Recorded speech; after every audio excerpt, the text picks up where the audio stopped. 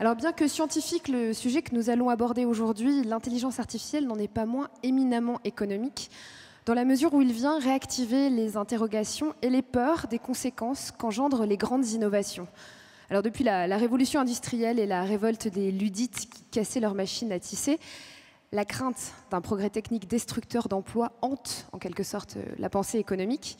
Cependant, le nouveau champ qu'ouvre l'intelligence artificielle et les potentialités qu'elle offre ont transformé la nature des débats économiques. Alors la controverse sur la substitution du travail de l'homme par la machine s'accompagne désormais d'une réflexion plus vaste sur notre entrée dans une société à la fois apprenante et robotisée. Alors que dire de la façon dont le capitalisme s'empare de ce nouveau paradigme? Quels sont les enjeux de cette transition et quelle sera notre capacité à veiller à ce que cette révolution œuvre au progrès socio-économique de tous? C'est ce dont nous allons débattre aujourd'hui en compagnie de nos trois invités. Catherine Simon, présidente d'InnoRobot, un écosystème robotique. Paul Jorion, anthropologue, professeur associé à la chaire éthique et transhumanisme à l'Université catholique de Lille et auteur de À quoi bon penser à l'heure du grand collapse aux éditions Fayard. Et Raja Chatila, directeur de l'Institut des systèmes intelligents et de robotique à Sorbonne Université. Merci à tous les trois d'être là aujourd'hui. On va commencer peut-être par une question un peu économique quand même, Paul Jorion, sur finalement l'évolution de ce débat sur la question de la technique. C'est un débat très ancien, on a parlé des Luddites, mais il n'y a pas que. En quoi est-ce que finalement la question de l'intelligence artificielle, elle s'inscrit dans cette continuité des débats économiques autour de la technique ? Il y a un ouvrage américain dont la traduction paraît ces jours-ci. En français, ça a été appelé Fuck Work. Le chercheur qui s'appelle James Livingstone aurait voulu l'appeler comme ça en américain. Bien sûr, on ne peut pas. Mais il souligne que dans les années 60, déjà, on s'est réunis aux États-Unis et c'était à l'initiative de Nixon. C'était un petit peu inattendu, président Nixon. Et on a commencé à réfléchir au fait qu'on voyait à l'horizon qui se profilait le fait qu'il faudrait dissocier la question des revenus de celle du travail effectué par les personnes. Et donc on est dans les années 60, donc c'est il y a très longtemps, c'est il y a plus de 50 ans. Et malheureusement, cette approche un peu visionnaire, on avait déjà vu quelque chose et depuis on la met entre parenthèses. On a vu disparaître les sténodactylos entièrement avec l'apparition du traitement de texte. On voit disparaître les comptables, les postes de comptables disparaissent parce que voilà, il y a des logiciels qui font ça beaucoup mieux, beaucoup plus vite. Moi j'ai vu ça moi-même dans la finance. J'ai encore vu des gens calculer le prix d'une obligation avec une règle à calculer, ça prenait 20 minutes et j'ai fait partie des gens qui ont mis en place les premiers logiciels qui permettait qu'en une fraction de seconde, ces choses se fassent. Malheureusement, nous ne réfléchissons pas si vite, nous ne voyons pas ce qui est en train de se passer. On voit aussi des rapports qui disent que finalement, il y aura peut-être moins de boulots qui vont disparaître que ce qui est calculé par certains, c'est-à-dire de 60%, 70% à l'échéance d'une trentaine d'années. Et il faut insister sans doute sur le fait que la plupart de ces boulots qui vont disparaître, ce n'est pas de l'intelligence artificielle, c'est de l'informatique de type classique. Les traitements de texte, ce n'était pas de l'intelligence artificielle, c'était du simple calcul, c'était connecter des bases de données avec des dictionnaires et je dirais 90% de ce qui disparaît maintenant, ce n'est pas de l'intelligence artificielle. Alors qu'est-ce que c'est l'intelligence artificielle? On va revenir sur cette question. Il y a plusieurs formes d'intelligence artificielle. Quand on fait allusion justement à l'histoire de la technique, comment est-ce que vous, Catherine Simon, vous la présenteriez? Alors moi déjà, je suis beaucoup plus spécialiste de robotique que d'intelligence artificielle et ce que je peux en dire, c'est qu'aujourd'hui, pour moi, ce qui est important, c'est cette convergence de beaucoup de technologies de rupture, ou en tout cas dites de rupture, qui fait que ce n'est pas comme dans les années précédentes ou comme la révolution industrielle. La révolution industrielle, ça a touché l'industrie, ça a amené l'urbanisation, ça a amené la désertification des campagnes. C'était pas forcément prévisible et bien prévu, mais en tout cas, ça touchait une typologie de population et ça a changé profondément notre paysage social. Au jour d'aujourd'hui, vous avez les biotechnologies, les nanotechnologies, vous avez la robotique qui est l'incarnation de l'intelligence artificielle dans un corps. et qui rend ça encore plus inquiétant, le côté robotique plus intelligence artificielle. Mais c'est cette convergence, moi, qui me paraît être le facteur d'exception. Alors, sur l'intelligence artificielle, on va interroger Raja Chatila. Alors du coup, si justement cette problématique assez complexe, tout ce que touche désormais l'intelligence artificielle et la robotique, fait que cette question qui se posait essentiellement pour les métiers, notamment de l'industrie, s'étend à tous les secteurs. Alors Raja Chatila, peut-être un point sur l'intelligence artificielle pour que l'on comprenne justement pourquoi est-ce qu'elle touche tous les secteurs de production et tous les secteurs de l'économie. Qu'est-ce qu'on appelle aujourd'hui, puisque l'apparition du terme vient du congrès de Dartmouth, alors qu'est-ce que l'on appelle aujourd'hui l'intelligence artificielle? Oui, donc l'intelligence artificielle, à l'origine, la définition à mon avis est toujours valable, c'est un ensemble de méthodes, de techniques, d'outils permettant aux ordinateurs d'effectuer des tâches habituellement effectuées par les êtres humains, donc intelligentes. En réalité, donc, ce n'est pas une définition précise, hein, c'est un ensemble d'outils, de tâches, de méthodes, et il y en a une multitude. Aujourd'hui, quand on parle d'intelligence artificielle, que ce soit dans le public ou dans les médias ou même dans les milieux scientifiques, il est sous-entendu une technique particulière d'intelligence artificielle, assez ancienne, qui est l'apprentissage avec des réseaux de neurones, assez ancienne parce qu'elle date en fait du début, elle a même précédé l'intelligence artificielle en tant que soi, ça date des années 40, les premiers réseaux de neurones formels, mathématiques. Et cette technique s'alimente de données, c'est-à-dire un réseau de neurones, c'est un système de classification, on lui donne des données en entrée et il va les classer en classe à la sortie après un entraînement. Cet entraînement, c'est l'apprentissage. Il apprend à classer. Donc, le système finalement de classification a besoin de beaucoup de données pour que les classifications soient bonnes, soient correctes, dans la mesure du possible évidemment. Or, depuis qu'il y a Internet, il y a énormément de données de toutes sortes qui sont disponibles. Du texte, de la musique, des images, dans tous les domaines, des textes de justice, des textes de philosophie, etc. Donc il y a une mine inépuisable de données. Alors ces technologies, à ce moment-là, trouvent toute leur puissance, parce que là où il y a de la donnée, elles sont plus performantes. Et ce qui a finalement lancé le processus, c'est qu'en 2010, une entreprise anglaise qui a travaillé sur les technologies de l'intelligence artificielle, etc., a utilisé ces techniques pour faire un jeu de Go qui a gagné contre le champion du monde. Alors ça a été finalement le déclenchement de la prise de conscience de l'importance de ces technologies, ce n'est pas arrivé en 2010, c'est arrivé après, l'importance de ces technologies et qui sont applicables à tout domaine. Et c'est en cela qu'il y a cette disruption dont on parle, il y a des données sur tout.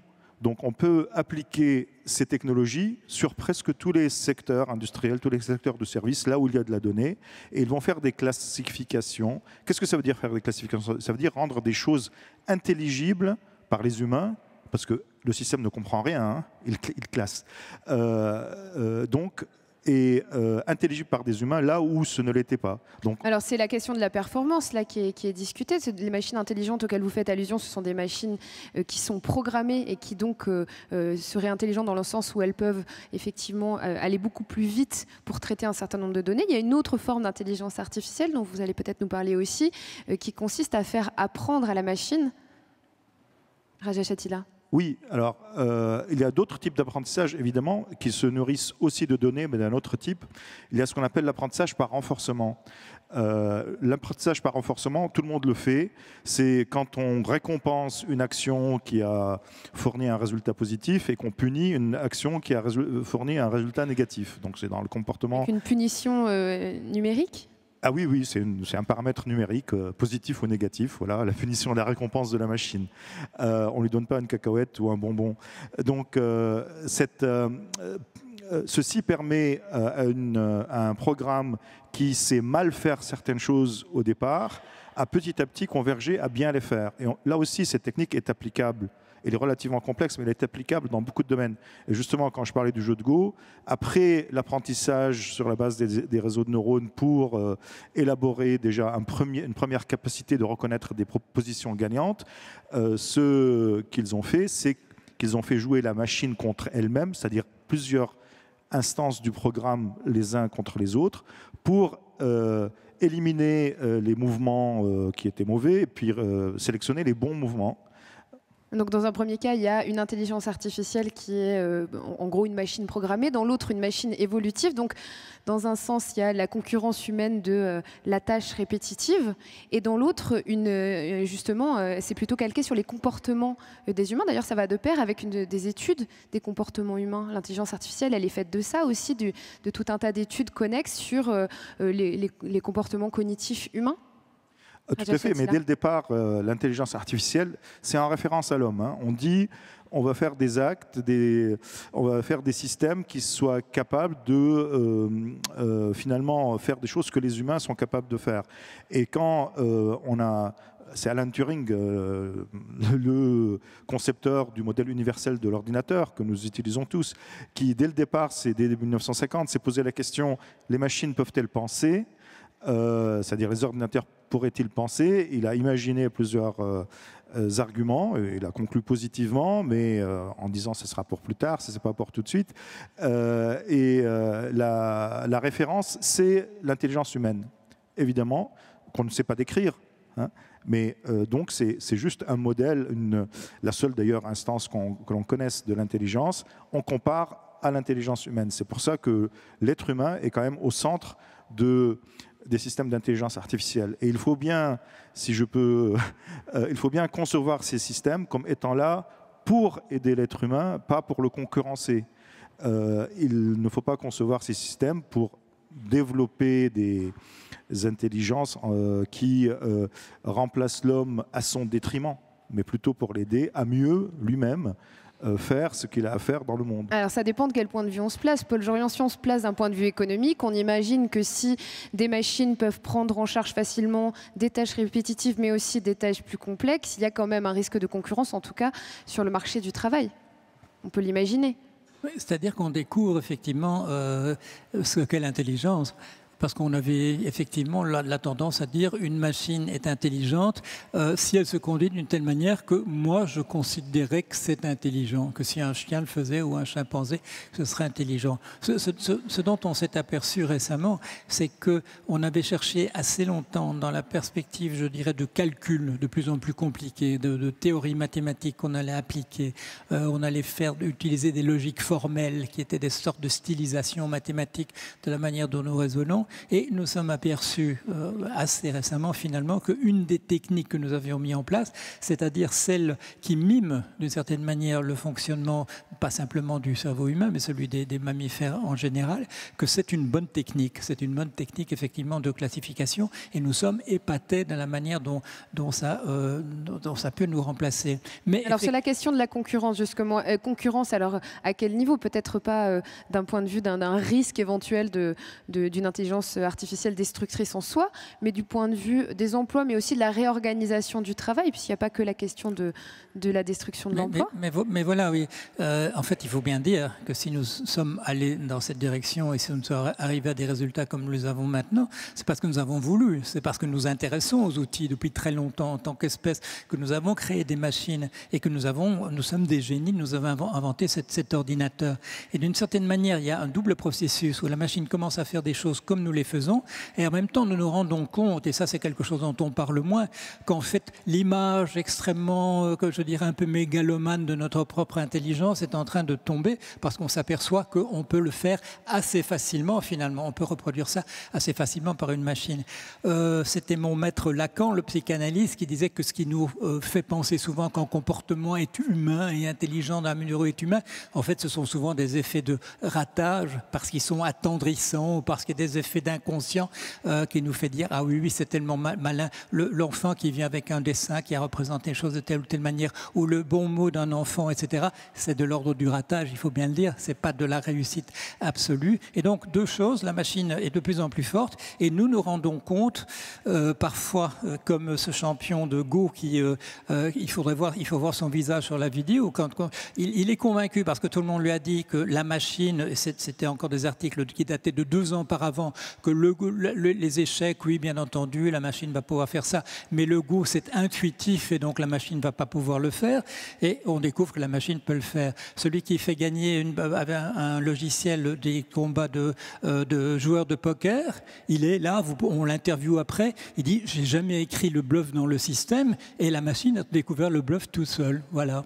Alors, il y a Catherine. Oui, moi, j'aimerais bien intervenir sur déjà le jeu de Go. Un sociologue qui s'appelle Andrew Finberg a écrit là-dessus après avoir interrogé le joueur de Go qui a perdu contre la machine. Et en fait, la machine, elle a joué pour gagner. Hein, c'est quand même quelque chose d'important. Elle était animée de cette volonté. Voilà, elle est clairement programmée pour gagner. Or, nous, quand on joue, potentiellement, on ne joue pas forcément pour gagner, on joue aussi pour le plaisir de jouer. Je voudrais quand même dire ça. Et la machine, à un moment, enfin l'algorithme, à un moment, voyant qu'il perdait au centre du board un petit peu la bataille, est allé déplacer complètement le champ de bataille de Go sur le côté. Et ça, dans la façon éthique ou humaine de jouer le Go, le respect de je suis engagé dans une bataille que je suis en train de perdre, je vais jusqu'au bout et je la perds, ça, la machine ne l'a pas fait. Donc il y a un certain nombre de règles non écrites, de règles on va dire humaines, de respect de l'autre joueur, ou du plaisir de jouer, qui là n'étaient pas prises en compte dans l'algorithme. Donc juste pour dire qu'il faut quand même rester dans cette différence de peut-être qu'est-ce qui fait l'humain et qu'est-ce que fait la machine, et pas complètement juste par confusion des mots. Le mot intelligence est un petit peu particulier parce que assez flou finalement, pas confondre la machine et l'être humain. Et pour répondre peut-être plus précisément sur la destruction d'emplois, bien sûr que l'intelligence artificielle et la robotique va détruire des emplois. Alors, intelligence artificielle plus robotique, clairement, par exemple, s'il y a des gens dans la salle qui veulent devenir caristes, c'est pas la peine. Le métier de la logistique vont clairement, potentiellement, plus ou moins disparaître. Il n'y a plus besoin de personnes ou de personnel dans les entrepôts aujourd'hui, et des machines mobiles qui savent reconnaître des barcodes, etc. Donc il y a un certain nombre de métiers qui sont plus ou moins à risque, et ça on les sait. Mais pas simplement cela, il y a aussi toutes les machines qui servent aussi dans le secteur des services, à servir d'hôtesse, à accueillir des personnes, à pouvoir éventuellement répondre à des questions simples. Voilà, alors répondre à des questions simples dans de multiples langues.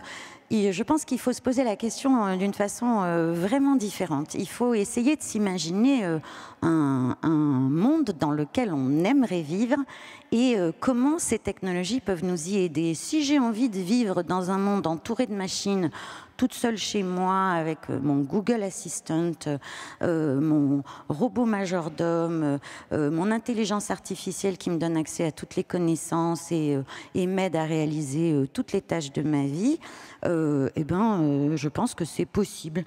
Si je veux au contraire que ces machines viennent me remplacer dans des tâches que j'ai pas envie de faire et me permettent d'aller dépasser justement ces considérations un petit peu qui m'intéressent pas, voilà.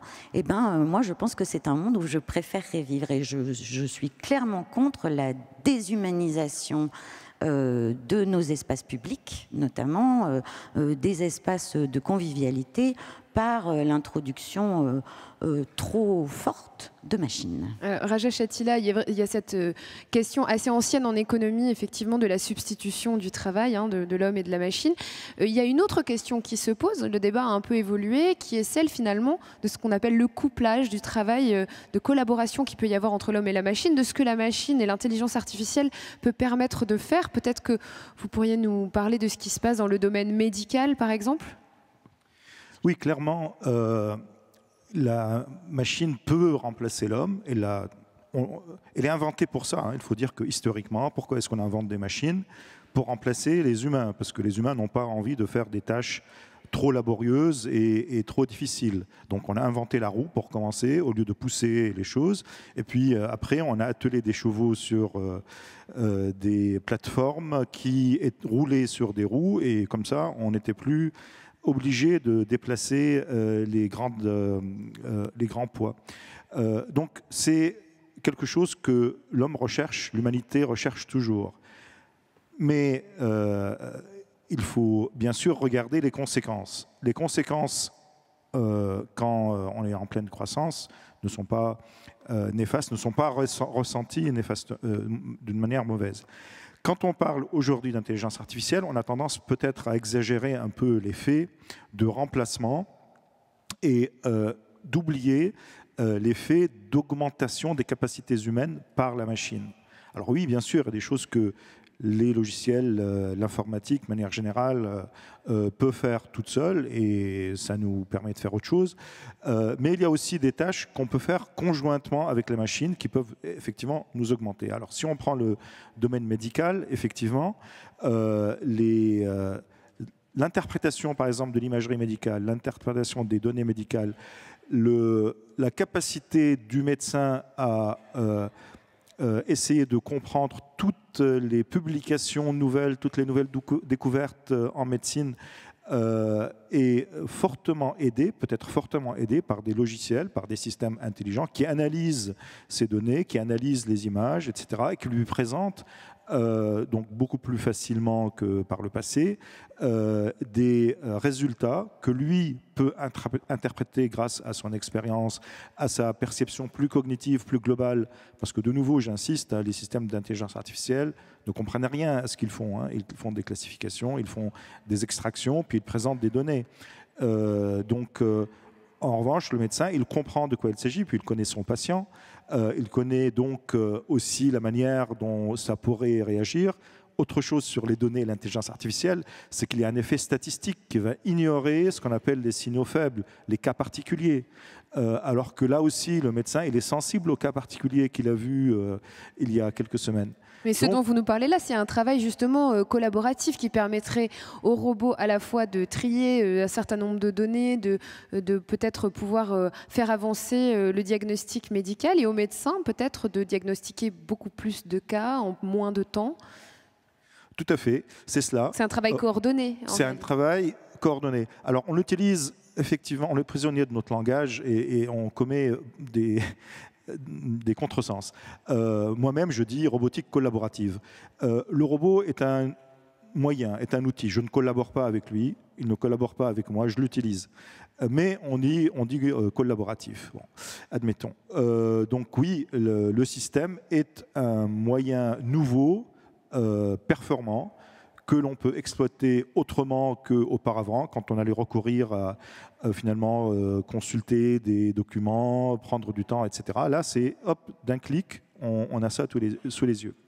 Donc, ça permet de faire beaucoup mieux, beaucoup plus efficacement et d'une manière mieux informée, disons, hein, parce qu'on a accès à des données qui viennent du monde entier, pas uniquement, par exemple, du seul milieu dans lequel on exerce son métier. Et cela est naturellement positif pour tout le monde si c'est bien compris que l'être humain doit garder la maîtrise sur ses décisions et que ça ne soit pas automatisé jusqu'au bout, c'est-à-dire que ce ne soit pas le robot qui fasse finalement, le robot ou le logiciel en l'occurrence, parce que ce n'est pas un vrai robot, qui décide finalement quel est le traitement et voilà, le patient, lui, il ne voit aucun être humain. Paul Jorion, ce que l'on comprend, c'est que en réalité, il y a la question de la destruction d'emplois et combien d'emplois ça va créer en parallèle. On comprend bien que ça n'est pas nécessairement équivalent. Il y a aussi la question de toute la réorganisation du travail et in fine, peut-être la question même de l'utilité. Pas de l'être humain, mais de la question de son utilité productive, donc une question plutôt économique et sociale. Alors qu'est-ce que ça permet d'envisager? Est-ce qu'il faut se dire que peut-être une partie des tâches étant effectuées par des robots, alors il faudra distribuer les revenus autrement, il faudra tout repenser? Oui, c'est ça, apparemment, c'est que nous ne sommes absolument pas prêts, bien qu'il y a ce mouvement millénaire de nous faire remplacer par des machines, parce que le travail était dangereux, parce qu'il était fastidieux, parce qu'il était avilissant. En fait, maintenant que la chose se dessine à l'horizon de quelques dizaines d'années, nous ne sommes absolument pas prêts. On se demande comment on va pouvoir partager le travail qui reste entre les robots et nous. Nous ne sommes pas prêts à l'envisager. Est-ce que c'est parce que serait inscrit un petit peu, comme je dirais, l'instinct de reproduction dans notre espèce, parce que nous sommes des mammifères, nous sommes des animaux, nous avons toujours dû passer un certain temps à assurer notre subsistance dans la vie, que tout à coup nous nous retrouvons, je dirais, désarmés devant le fait que peut-être nous n'aurons plus rien à faire. Mais il faut bien le dire, et comme vous le soulignez, notre système économique, sur un plan économique, n'est pas prêt à cette transition. On va essayer de redistribuer le travail qui reste entre tout le monde, à faire des boulots voilà, il y a des expressions pas très polies pour dire que ce sont des boulots qui ne sont pas intéressants, mais qu'on les garde parce qu'il faut bien occuper les gens à faire quelque chose. C'est une perspective que l'Europe de l'Est a connue avant nous, où c'était un pays où il n'y avait pas de clochards dans les rues, c'était un pays où il n'y avait pas de clochards dans les rues, où on ne laissait pas les gens, etc. On leur donnait du boulot de toute façon. Est-ce que tout ce boulot était très intéressant? Non, parce qu'il y avait des gens qu'on n'arrivait pas à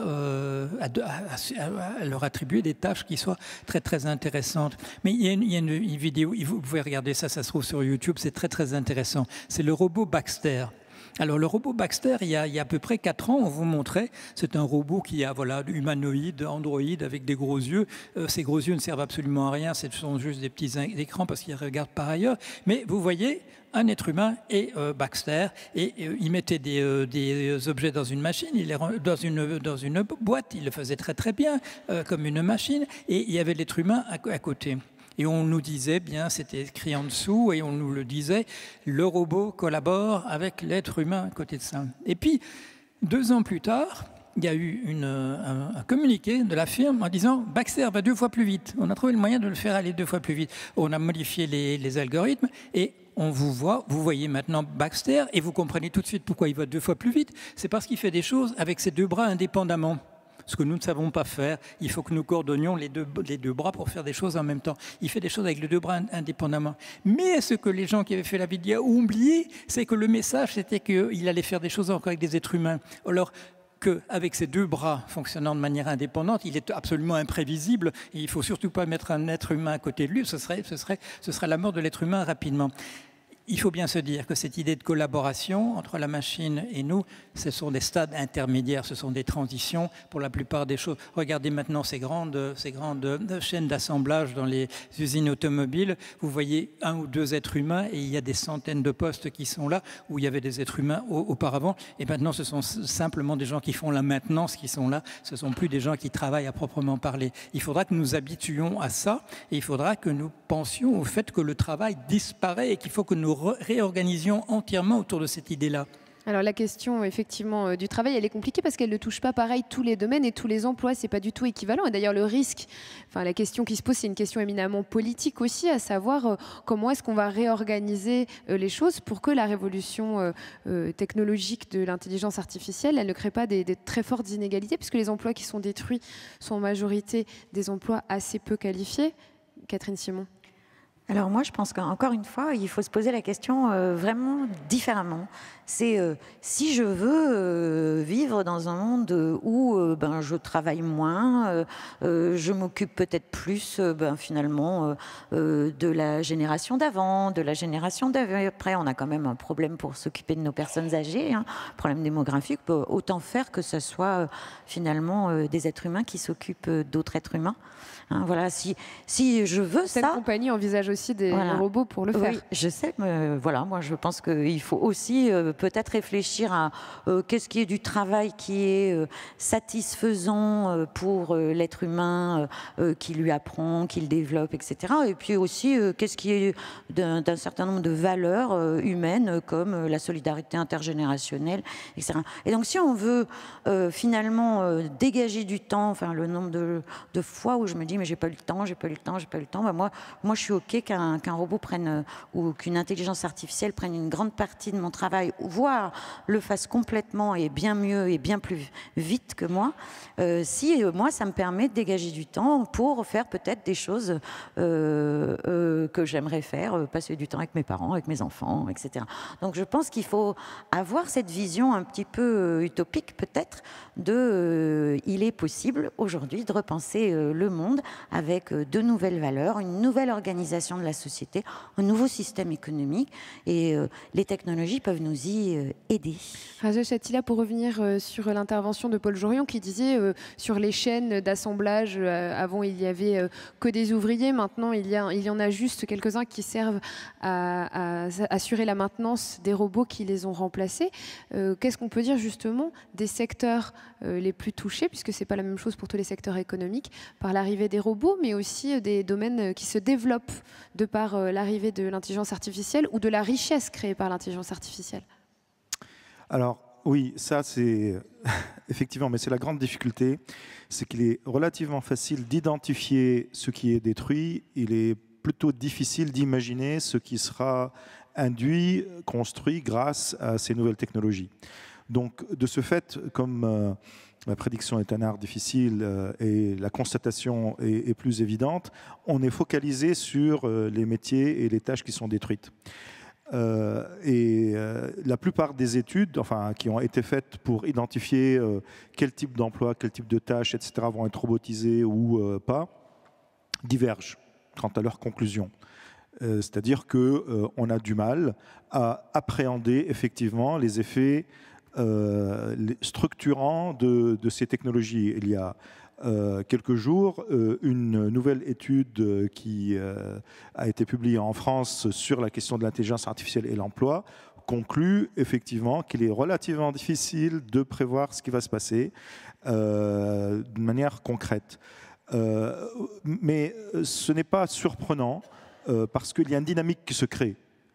Et cette dynamique est extrêmement, finalement, difficile à prévoir parce que, ne serait-ce que par l'arrivée de nouvelles technologies, on va imaginer de nouvelles applications, de nouvelles manières de faire. Il est clair que des emplois dits non qualifiés sont menacés par la robotisation, l'automatisation. Ce n'est pas la première fois. Il n'y a plus de poinçonneurs de métro depuis longtemps.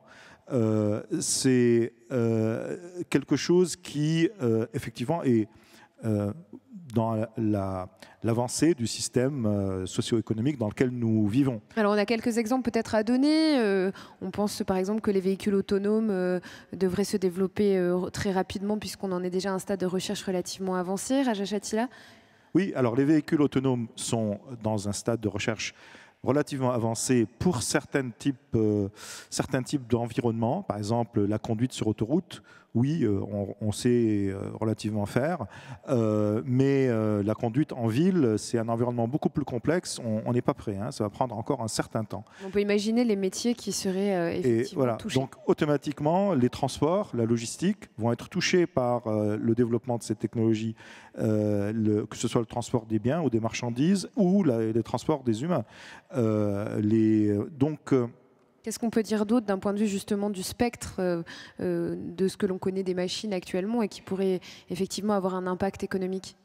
Moi, je pense que le spectre est très large. Il ne faut pas s'y tromper et il faut s'y préparer. Dans le transport, on peut imaginer la voiture autonome parce que c'est un objet visible, mais dans pratiquement tous les métiers, y compris dans les métiers des services et les métiers réputés cognitifs, il peut y avoir l'introduction de techniques, de méthodes d'apprentissage, c'est de cela qu'on parle, pour interpréter des données, etc., et faire des choses qu'aujourd'hui des humains éduqués, des cols blancs, sont en train de faire. Donc il ne faut pas se faire d'illusions sur finalement la portée de cette transformation. C'est pour ça que le questionnement de Paul Jorion sur le travail, la nature du travail, est un questionnement très pertinent.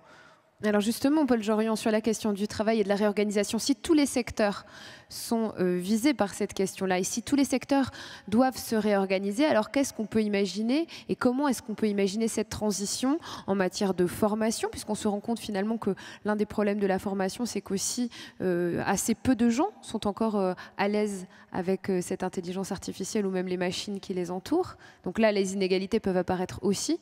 Oui, oui, comme on vient de le dire, il y a deux types d'incitation à faire des machines qui remplacent les êtres humains. D'abord parce que quand c'est simple, remplacer éventuellement quelqu'un dans une ligne d'assemblage, c'est relativement simple. Donc on a fait des robots de ce type-là depuis les années 80. Mais il y a aussi une autre incitation, c'est quand le travail qui est fait est un travail qui est très très bien rémunéré.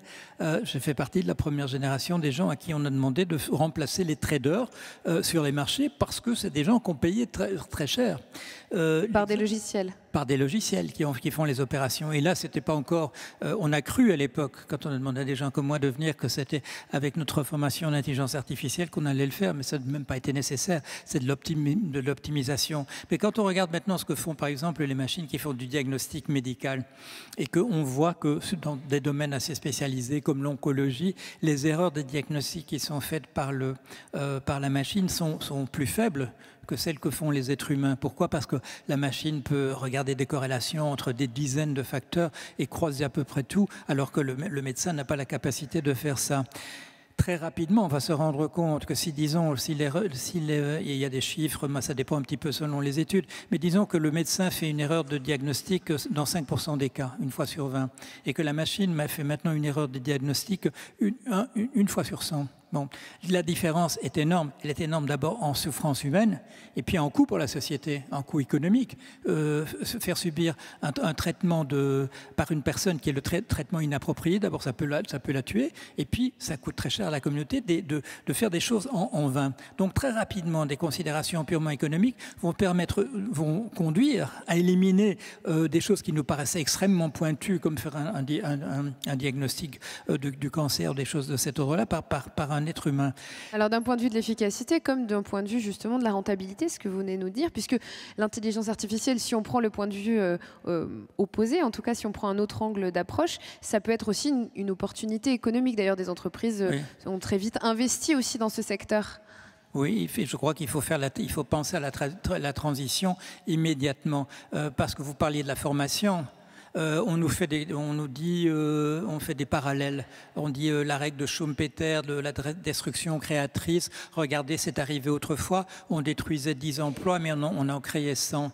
Et il y a un aspect sur lequel il faut absolument pas penser. Quand on a fait peur, l'exemple de Schumpeter, c'est toujours le même, et en fait, c'est un exemple unique. Ce sont les gens qui ont quitté les usines pour aller travailler dans le tertiaire, pour des travaux de type commercial, des services, etc. Quand on regarde la formation dont ces gens qu'on a dû produire pour ces gens, pour faire passer d'un travail d'usine à un secteur de service, ce sont des formations qui duraient quelques semaines, maximum quelques mois. Imaginons qu'on prenne maintenant des gens qui travaillent dans les services et qu'on va leur faire des spécialistes de l'entretien de robots, de gens qui écrivent des algorithmes. On le sait, c'est des formations de plusieurs années. Ce n'est pas de l'ordre du même ordre de comparaison. Alors le problème, le dilemme là-dedans, c'est aussi la question générationnelle, à savoir quelle catégorie d'employés et quelle classe d'âge va être concernée par cette transition technologique d'intelligence artificielle, puisque l'on voit justement, Catherine Simon, que le degré de développement est très différent en fonction des secteurs. Alors bon, déjà, tout ce qui est effectivement industrie manufacturière est clairement dans la performance, rentabilité, productivité. Donc là, il y a plutôt destruction d'emplois que... Les machines sont déjà intégrées au processus depuis longtemps. Les machines sont déjà intégrées et ça y est, la révolution industrielle, on l'a faite, on l'a juste mis le point d'après. Et effectivement, avec... le côté pénibilité du travail, voire robotique semi-collaborative, mais qui n'est effectivement potentiellement qu'une transition. En revanche, dans les métiers du médical, il y a des métiers profondément où le contact humain me paraît hyper important. Et donc, moi, j'aimerais assez dire que ceux qui ne seront pas, en termes de formation, très habilités côté scientifique, à pouvoir faire des études études en maths, en sciences, etc. Voilà, ceux qui n'ont pas le profil scientifique devraient clairement s'orienter vers des profils justement de relations humaines et de sociales, parce que ça va, pour moi, être le pendant de nos besoins. C'est au fur et à mesure d'une automatisation, d'une rationalisation de tâches et de travail, à pas confondre avec emploi d'ailleurs, on aura besoin à nouveau de ce contact humain qu'il faut. C'est le risque d'une taylorisation de l'intelligence artificielle. La taylorisation, oui, exactement. C'est attention à ne pas déshumaniser notre monde. Je pense que c'est important. Alors, on dit tout le temps remettre l'homme au centre. Moi, je pense qu'il faudrait partir de l'homme. Et donc, j'en reviens à toujours cette idée qu'il manque un mouvement d'idées, peut-être utopiques, mais qui repartent de l'homme, et non pas l'homme face aux technologies, mais l'homme. Comment voulons-nous améliorer notre monde? Moi, déjà, j'aimerais bien qu'on nettoie les océans, j'aimerais qu'on fasse plus attention à notre planète, j'aimerais travailler moins, sincèrement. J'aimerais avoir plus de contact physique avec mes enfants, avec mes parents. Enfin, il y a plein de choses que j'aimerais. J'aimerais vivre dans la nature, mais en même temps avoir droit à l'accès à la culture, et puis voilà, des choses comme ça. Je trouve ça fabuleux. Et moi, j'ai des envies. Est-ce que les technologies peuvent m'y aider? Potentiellement, oui. L'ordinateur m'y aide. Aujourd'hui, peut-être l'intelligence artificielle va pouvoir m'aider à construire un monde que je veux, moi, en tant qu'être humain. Et ça, on ne le fait pas. On regarde les technos, on dit comment je vais réagir par rapport. C'est dans le sens inverse. Paul Jorion, justement sur cette question de la transition générationnelle, alors effectivement, les ludites ont cassé leurs machines et leurs emplois ont été réellement détruits. Est-ce que effectivement, ça va être une question simplement de temps, d'un temps court, d'un cycle qui va créer du chômage pour ensuite créer un nouveau paradigme du marché du travail, ou est-ce que on doit organiser les choses peut-être de manière politique pour que l'arrivée de l'intelligence artificielle soit une révolution qui ne soit pas trop créatrice d'inégalités? Oui, je crois que j'ai fait allusion tout de suite. C'est à cette réflexion qui datait déjà des années 60 sur le fait qu'il va falloir dissocier les revenus du travail qui est effectué et qu'il faut réfléchir à ça. Alors, il y a une perspective que tout le monde connaît parce qu'on en entend parler.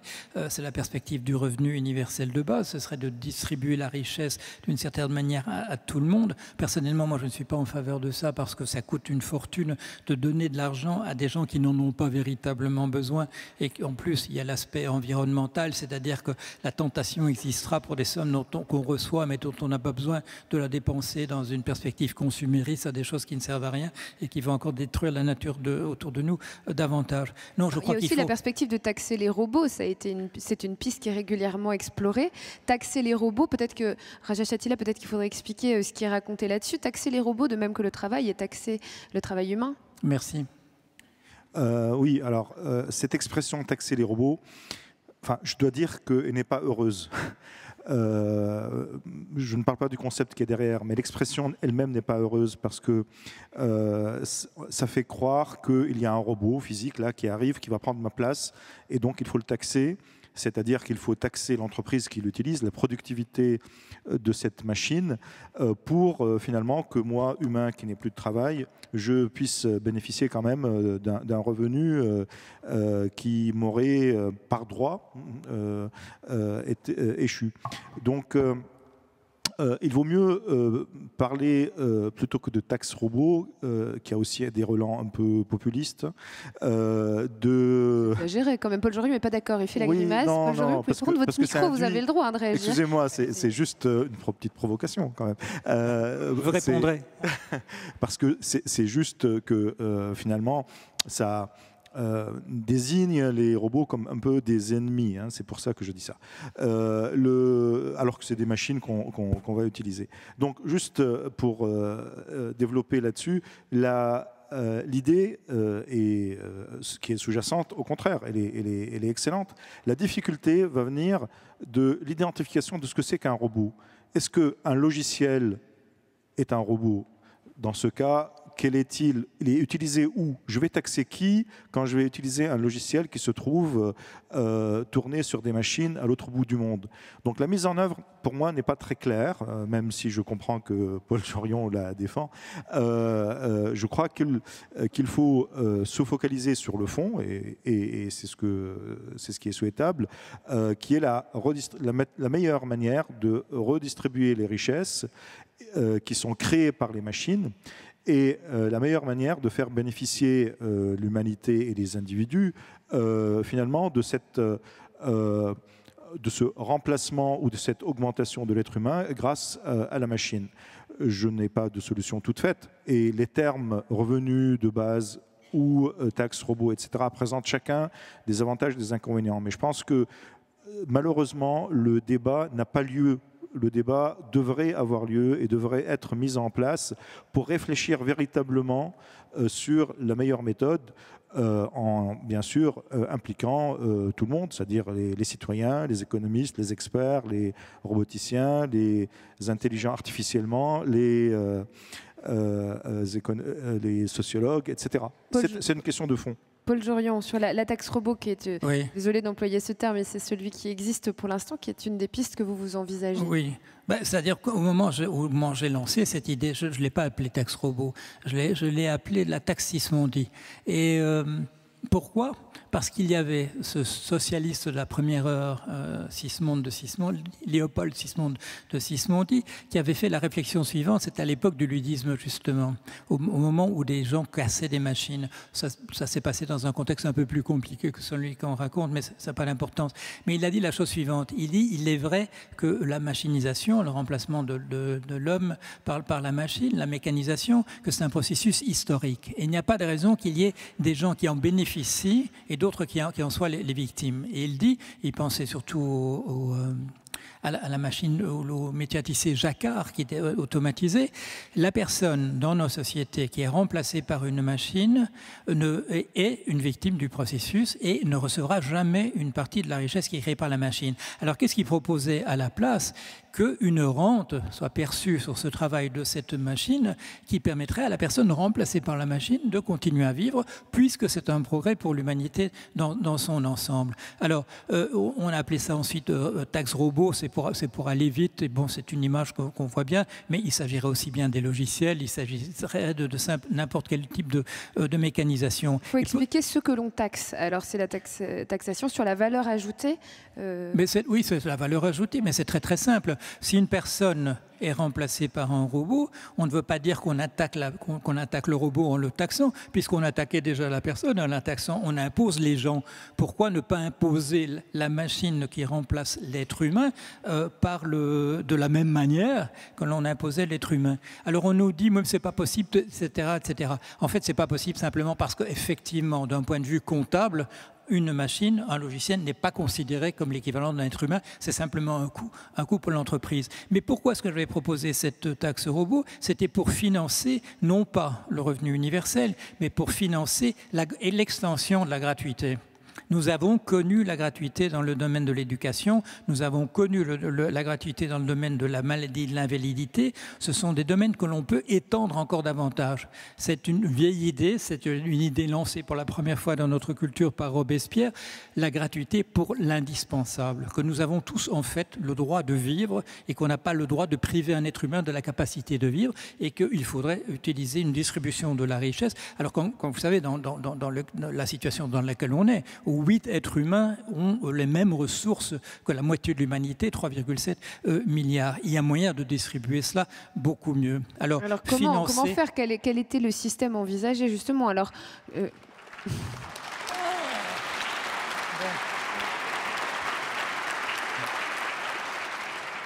justement, si on envisage de taxer les entreprises, en tout cas sur la valeur ajoutée, alors on imagine quoi? Un système de caisse collective qui serait redistribué? On imagine... Il y a une étude qui a été faite. Les résultats sont sortis, je m'en souvenir, c'était en décembre de l'année dernière. Ça a été fait par une équipe de University College en Angleterre.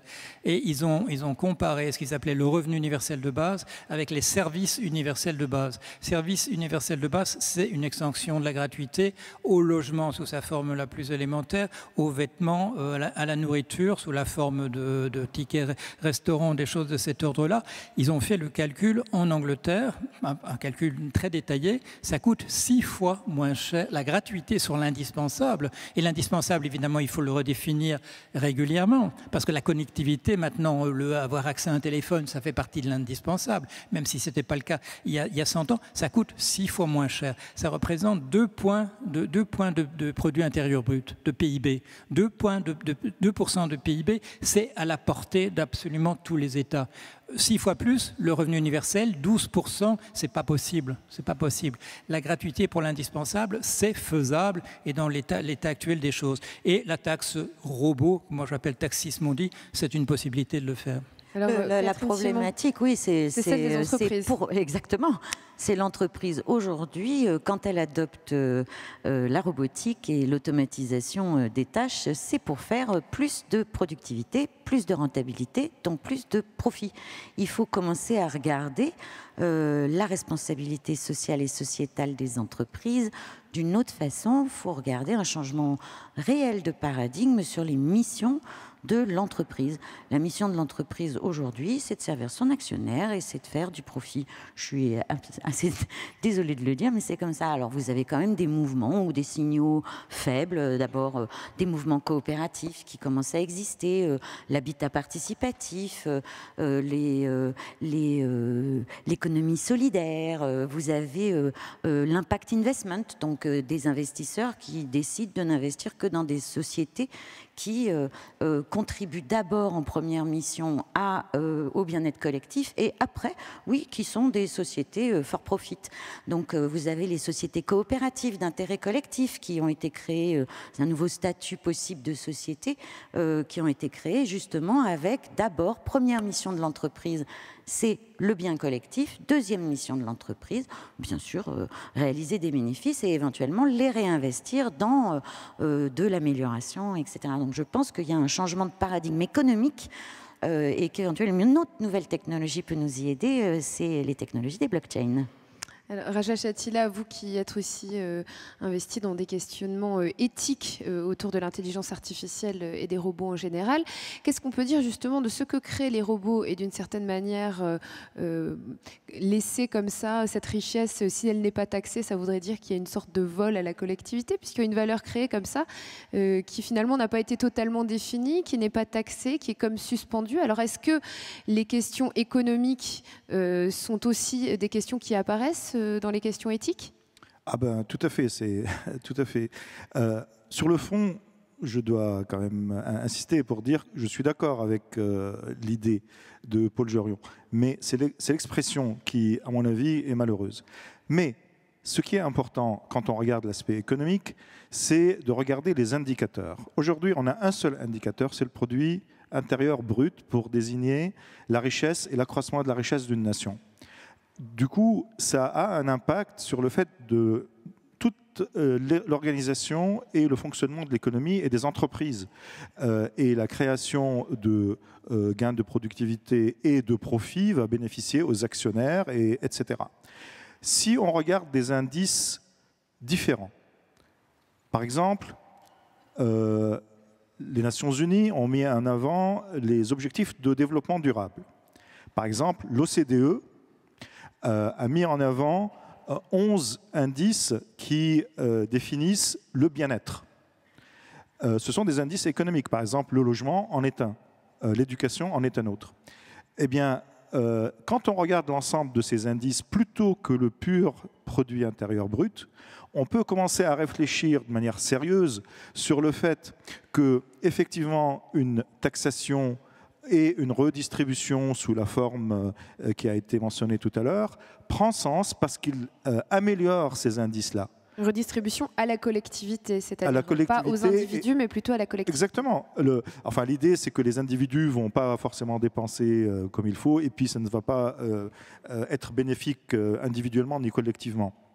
Mais si effectivement on complémente en quelque sorte la sécurité sociale par un certain nombre d'éléments de bien-être quotidien de tout le monde à travers ces gains de productivité et qu'on ait des mécanismes pour mesurer cet accroissement collectif à travers autre chose que le produit intérieur brut, là, on commence à discuter sérieusement, c'est-à-dire d'une manière mesurable de ce que l'on peut effectivement extraire des gains de productivité par les machines et de comment les mettre en œuvre. Donc il y a quand même, c'est pour ça que j'insiste sur le fait qu'il faut qu'il y ait une réflexion approfondie qui commence un peu à droite et à gauche, mais qui n'est pas organisée sur ces questions-là. Alors c'est une réflexion politique aussi qui est menée dans le prolongement de ces questions, puisqu'on a vu l'intelligence artificielle et la question des robots émerger aussi sur le plan politique, dans les programmes électoraux notamment. Qu'est-ce qu'on peut dire justement des pistes envisagées ici et à l'étranger, Raja Chatila, sur ces questions-là? Alors, il y a des pistes, quand je mentionnais l'OCDE, qui est une organisation internationale, ou les Nations Unies, c'est bien pour dire que sur le plan international, à travers des organisations, mais aussi dans certains pays, au Canada ou ailleurs, au Japon par exemple, il y a des réflexions sur ces questions-là. Les chercheurs, les ingénieurs ne sont pas étrangers à cette discussion.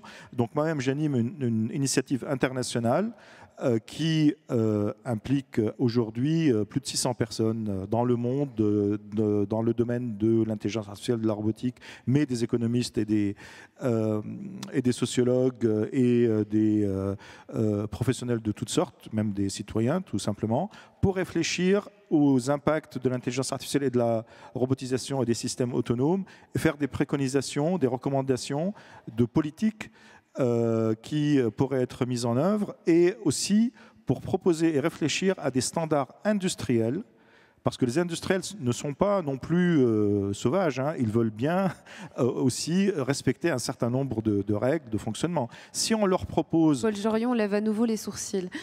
Si on leur propose des standards industriels qu'ils peuvent mettre en œuvre dans le développement de leur système, qui correspondent justement à des visions, à des démarches de développement éthique et à des démarches de développement qui respectent l'individu, sa vie privée par exemple pour les logiciels, ou son bien-être, ou les droits humains, tout simplement, je pense qu'ils sont preneurs. Paul Jorion, au final, c'est la question de la croissance qui est posée d'une certaine manière par l'intelligence artificielle aussi, à travers la création de richesses, la révolution technologique qu'elle apporte, l'innovation.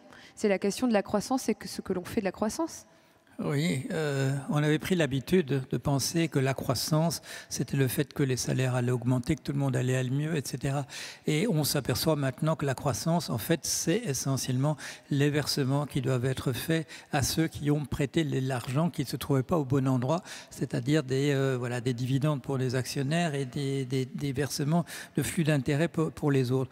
C'est la découverte que nous avons faite depuis 2008, c'est que là, on peut nous dire la croissance repart ou elle ne repart pas, ça fait aucune différence pour la plupart d'entre nous, parce que c'est un système qui fonctionne en circuit fermé, où les produits de la croissance sont simplement...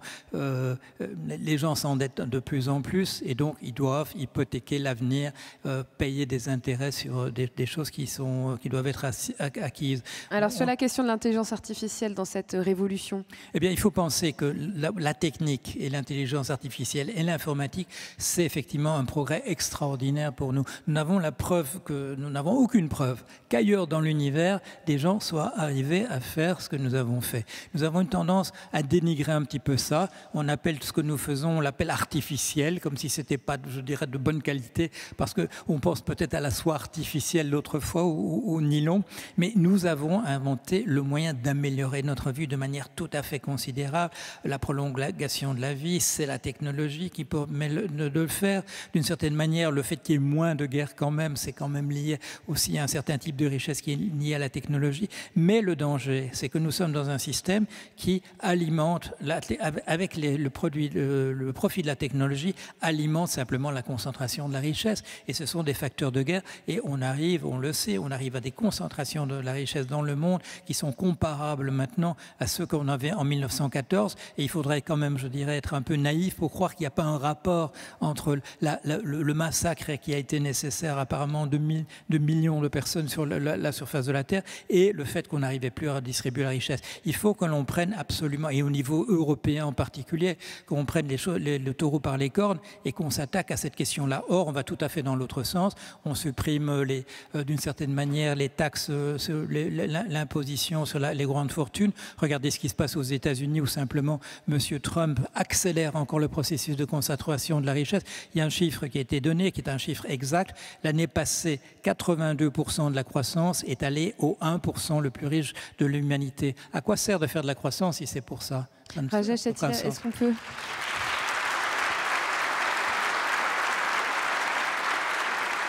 Catherine Simon? Moi, au risque de paraître vraiment bisounours, je crois qu'il faut arrêter toutes ces dystopies, arrêter le côté peur de la machine et perte de mon emploi, et puis les 3% et puis les 97% autres, etc. Et qu'il faut vraiment essayer de se plonger dans un vrai changement de paradigme, de réfléchir à autrement, de se dire finalement mon emploi et mon travail c'est pas la même chose. Quand je contribue quelque part à la société, peut-être que ça doit être rémunéré d'une autre façon. Je suis complètement d'accord avec l'extension de la gratuité. J'étais super déçue que tout le monde critique Madame Hidalgo quand elle a dit les transports publics vont devenir gratuits. Moi je trouve que c'était une excellente idée. C'est de la mobilité pour tout le monde. Enfin, où est le problème? Et je pense qu'il faut arrêter de se focaliser sur la croissance, la productivité, la performance, et penser effectivement à l'indice de l'OCDE qui s'appelle le Quality of Life Index. C'est génial, allez voir, il n'y a pas d'argent là-dedans, donc il faut sortir de ce paradigme argent, pouvoir égale qualité de vie. Je pense que la qualité de vie, ça implique plein d'autres choses, y compris du lien social. Rajesh Atila, est-ce qu'on peut imaginer que l'intelligence artificielle serve à ça, au contraire, qu'elle puisse être le soutien d'autres choix sociétaux? Je pense que oui, c'est une occasion historique en tout cas. C'est une occasion historique parce que justement ça mobilise l'imagination et l'imaginaire, et ça nous permet d'avoir des outils, des mécanismes effectivement extrêmement efficaces pour augmenter notre bien-être collectif et individuel. C'est un rendez-vous de l'histoire. Merci.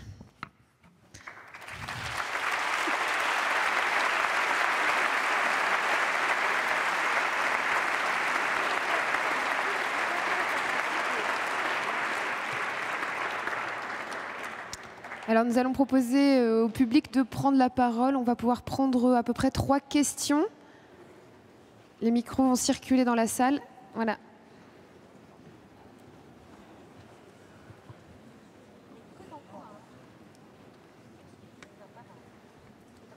Ça y est, on commence. Oui. C'est bon ? Oui, j'ai une question concernant le diagnostic médical automatisé.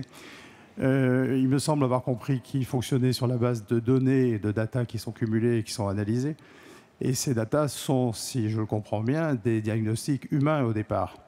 Au fur et à mesure que ces diagnostics seront automatisés et que les médecins y auront recours, ils ne poseront plus de diagnostics humains.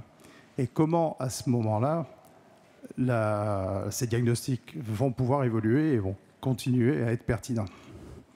Rajesh Atila, est-ce qu'on parle de Watson, ce robot-là? Par exemple, oui. Oui, évidemment, les diagnostics jusqu'à présent sont humains. Et le fait qu'ils soient traités par des machines, par les logiciels, effectivement, va permettre à d'autres humains de porter des diagnostics. Alors, ce n'est pas exactement le terme qu'il faut dire. La machine ne fait pas... Il ne faut pas dire que la machine fait un diagnostic au sens classique du terme. Elle doit présenter des évidences, des preuves, c'est-à-dire, excusez l'anglicisme, des éléments qui permettent au médecin, lui, de conclure et de faire le diagnostic sur la base de ces éléments. De la même manière qu'avant l'invention de, par exemple, l'IRM, les médecins faisaient des diagnostics d'une manière différente. Aujourd'hui, c'est un outil d'analyse de ces images ou d'analyse d'autres données. Le fait que le médecin ensuite ait fasse sa propre opinion sur cette base-là, va pouvoir alimenter justement les algorithmes en question pour qu'ils se comportent mieux, pour qu'ils améliorent leurs capacités dans le futur et qu'ils corrigent éventuellement les déficiences.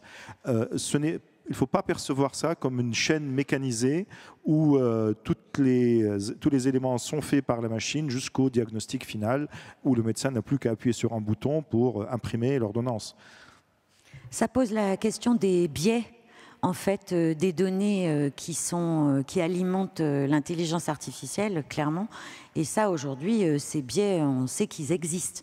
Hein. Sur la reconnaissance faciale, on a bien plus de précision sur la reconnaissance faciale des hommes blancs que, par exemple, la reconnaissance faciale de personnes noires. Donc oui, il y a des biais aujourd'hui existants dans les données et l'idée c'est effectivement de partir déjà des données existantes, mais malgré tout d'essayer d'améliorer pour qu'il y ait de moins en moins de biais dans les données. Sinon, on va juste effectivement rationaliser de l'existant avec tous les biais. Et c'est pas une bonne idée. Bonjour, je suis désolé, je vais passer par une petite métaphore artistique. Dans un film de Louis Buñuel qui s'appelle La Voie lactée, il y a une séquence où un aubergiste fait rentrer un client dans une chambre et lui demande expressément de s'enfermer pendant la nuit et de n'ouvrir la porte sous aucun prétexte, même si c'est lui-même qui le demande. J'ai très peur que, par des erreurs programmatiques, l'ordinateur ou la machine, ou quelle que soit cette chose que l'on veut décrire et nous faire admettre à tout prix, agissent effectivement comme ce client en refusant d'ouvrir les portes, ce qui déclencherait éventuellement, par une autre métaphore artistique, un conflit nucléaire généralisé comme celui qui a été redouté par Kubrick dans Le Docteur Folamour. Tout ça sur la musique de Louis Armstrong, What a Wonderful World. Et je trouve que, enfin moi je suis assez... les voitures autonomes récemment ont tué une personne et le responsable Google a traité cet accident de nécessité d'apprentissage. Alors, vous oubliez aussi dans le domaine... Pour revenir à la question, voilà, s'il vous plaît. Et il y a aussi l'empathie dans la médecine qui est très importante. Et je crois que le robot ne pourra jamais avoir d'empathie pour un patient. Et je m'effraie de votre froideur et je voudrais vous poser la question, quel est ce monde magnifique que vous nous proposez ? Une question un petit peu vaste, donc je ne sais pas, peut-être Paul Jorion a-t-il envie de s'y coller ? Et nous vivons dans une société, on a parlé à propos de la croissance, je viens de faire une remarque sur le système dans lequel on vit, mais il faut bien se dire que la technologie, nous aimerions bien situer tout cela dans un projet qui serait un projet de société, qui serait une utopie et pas une dystopie. Mais quand on regarde comment les choses se font, quand un produit est inventé, il suffit qu'il existe une demande du marché, c'est-à-dire qu'il y ait quelqu'un prêt quelque part à l'acheter, et si c'est un nombre de personnes nombreux, à moins qu'il n'y ait un comité d'éthique tout spécialement sur cette question, le produit va se répandre. Et ça, il s'agit là encore du civil, parce que nous le savons, pour des raisons de défense, qui sont parfois des raisons aussi offensives, les décisions qui sont prises du côté du militaire sont tout à fait d'un autre ordre encore. C'est au niveau de l'intérêt général, mais d'un autre type d'intérêt général que celui du marché, que les choses vont être décidées. Quand moi j'ai fait de l'intelligence artificielle, nous avons, au bout de quelques années, on nous a rassemblés un jour et on nous a dit, à nous, il faut qu'on vous explique quelque chose, il n'y a plus d'argent. Alors on travaillait en principe au British Telecom, on a dit pourquoi est-ce qu'il n'y a plus d'argent ? Parce qu'en réalité, on ne vous l'avait pas dit, mais c'était des budgets militaires. Alors on a dit, pourquoi est-ce qu'on ne nous l'a pas dit ? On a dit, parce que vous ne seriez pas là, vous ne seriez pas venu, vous seriez parti. Mais on était quoi ? C'était la fin de la guerre froide, et tout à coup, les budgets militaires étaient réduits de manière drastique parce que ça paraissait moins nécessaire. Le militaire, la défense, vous voyez le film sur ce thème-là, le film Robocop, ont d'autres exigences que nous. Même si nous mettons en place une utopie qui serait la nôtre, il y aura encore d'autres types de considérations qui feraient passer des choses à l'avant-plan. J'étais dans une réunion, c'était l'été dernier, avec Madame Buzyn, à ma droite, ministre de la Santé. Elle a dit, sous mon ministère, l'homme augmenté n'aura pas lieu. Mais vu la discussion qui avait lieu jusque-là, j'ai dit, Madame la ministre, est-ce que vous êtes sûre que le soldat augmenté n'aura pas lieu? Et là, la réponse n'était pas aussi évidente. Après, la technologie, elle a bon dos. Hein. C'est pas la technologie. La technologie n'est pas une fin en soi. C'est les usages qu'on en fait.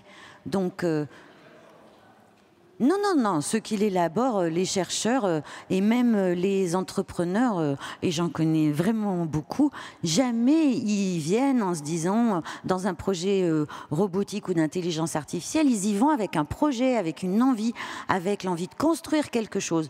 Pas du tout avec l'envie de je vais faire un digital divide ou je vais vous construire un monde horrible dans lequel il n'y aura plus d'humains. C'est pas du tout ça. Ils ont un challenge technologique, ils ont une envie, un projet. Donc la technologie, je trouve qu'elle a bon dos. Je ne crois pas que ça soit la bonne attitude que de refuser la technologie parce que c'est ce qu'ont essayé les ludites et finalement ça n'a rien donné. Je pense qu'il faut au contraire essayer de la comprendre de façon réaliste, de voir ses progrès et de les orienter avec des valeurs de manière éthique et avec un réel projet de société.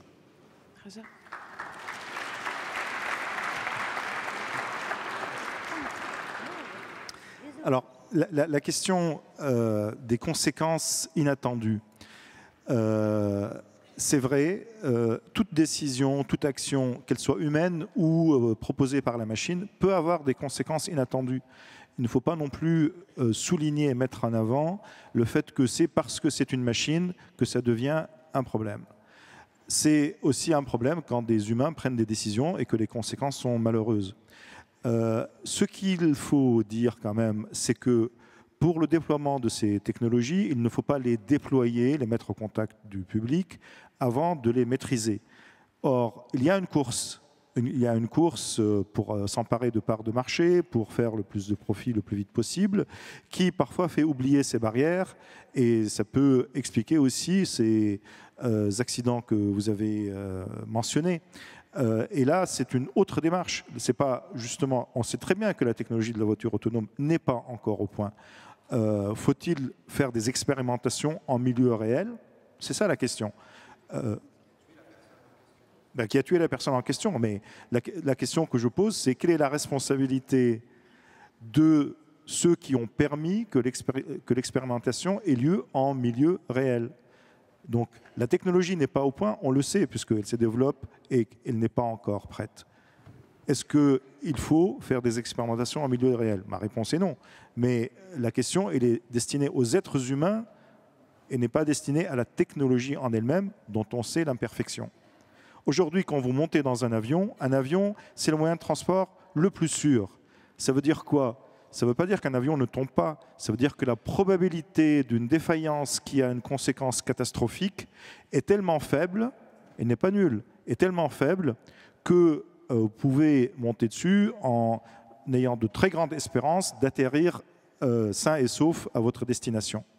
Mais il y a une probabilité non nulle qu'il y ait une défaillance. Et ce risque, nous le prenons à chaque fois que nous utilisons une technologie. Nous savons qu'elle n'est pas au point, n'importe laquelle. Il n'y a pas de 100% sûr. Le problème, c'est que le niveau de certification et de sûreté doit être suffisamment faible, suffisamment bas, certifié par des organismes indépendants pour pouvoir dire, voilà, maintenant on peut déployer cette technologie. Et la difficulté dans le domaine de l'intelligence artificielle en particulier, c'est qu'il n'y a pas une telle certification. Ça n'existe pas encore. Il n'y a pas un mécanisme de réglementation. Ça n'existe pas encore. Et c'est cela qu'il faut effectivement mettre en place. C'est sur cela qu'il faut travailler. Merci beaucoup. Notre débat touche à sa fin.